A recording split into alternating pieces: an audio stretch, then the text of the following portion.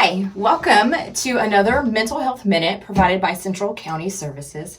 I'm Kristen Zychek. I am one of the licensed behavior analysts for IDD at Central County's Intellectual and Developmental Disabilities.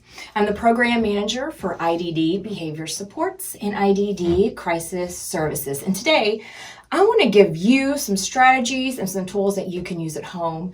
We're all surviving COVID. It's about to be summer. And so I just want to give you some helpful tips of how to make it through your day.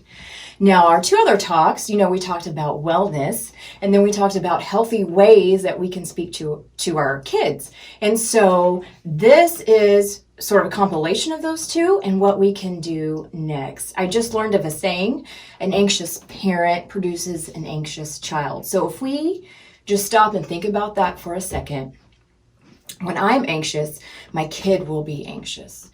If I'm frustrated as a clinician, my client will be frustrated. So if you as a family have a kid with disabilities, or you care for or support someone with disabilities, it's so important to remember, if you are well, you are providing an opportunity for your loved one to be well. So with that in mind, as we move forward, let's talk about your schedule and how you can move through the day. So the first question I'm going to ask you is, what do you do for you during the day? What do you need? Do you need 30 minutes to read? Do you need to watch your favorite TV show? Do you need to look at Facebook? We also live in a time to where we are on phone conferences and video conferences for work and to meet with our families. So it's important that you schedule these things. They're not just going to happen.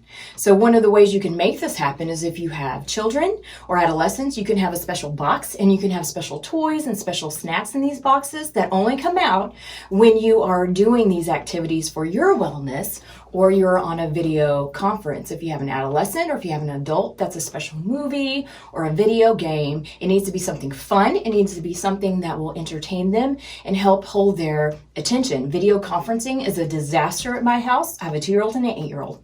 It's a disaster. And so every day I'm trying to learn and do something new. The second question I'm going to ask you, is your loved one getting into mischief? Do you see they're getting into trouble? Are they following you around? Do you feel like your loved one is bored? So what we have done for our families, strategies that we have helped our families with, is adding in fun, scheduled activities every day. In my house, 10 a.m. is very hard. We're doing homework. I'm doing work. So at 10 a.m. every day, we have a small bag of Funyuns. That is our snack time, 10 a.m. every day.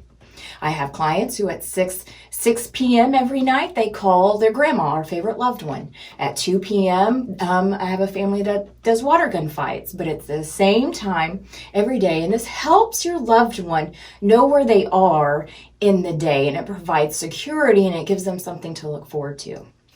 The next thing I'm going to ask you is, do you find it difficult for your loved one to finish any type of task? Maybe even start the task, or even work on the task. And now I'm talking about homework, I'm talking about chores, I'm talking about anything you ask them to do. What we use for that and suggest for our families is using a first, then schedule.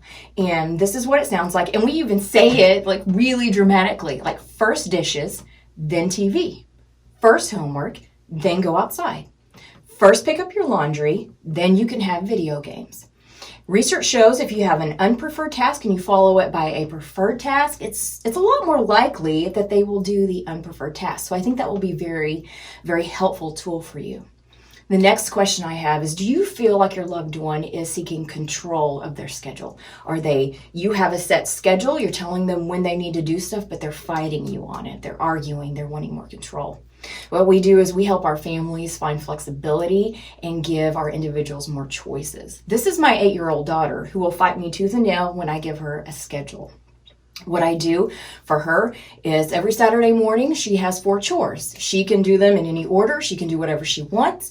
After two chores, she can have a break. After all the chores, she has free time. So she has flexibility of when she does what chore. And she even knows she's not getting TV until all of this is done. So we know individuals with disabilities can become overwhelmed very easily. So we're very much encouraging our families and our individuals to provide more breaks. Break up long tasks, give them that breathing room. If they need to work 10 minutes and take a break for 10 minutes, that's fine. If they need to work 5 minutes and take a break for 15 minutes, that's fine. It reduces anxiety and it really helps them be more productive during their work time. In conclusion, people want to know what's going to happen during their day. They're going to want control of their schedule. They're going to want to know when fun stuff happens. They want to know what they're doing right, and they want to know when they do it well. So those are key things to remember if you have a loved one with a disability.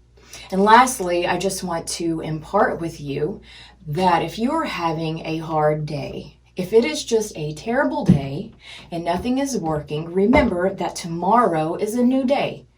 Tomorrow signals a way to try something new. You have a new opportunity to do something different.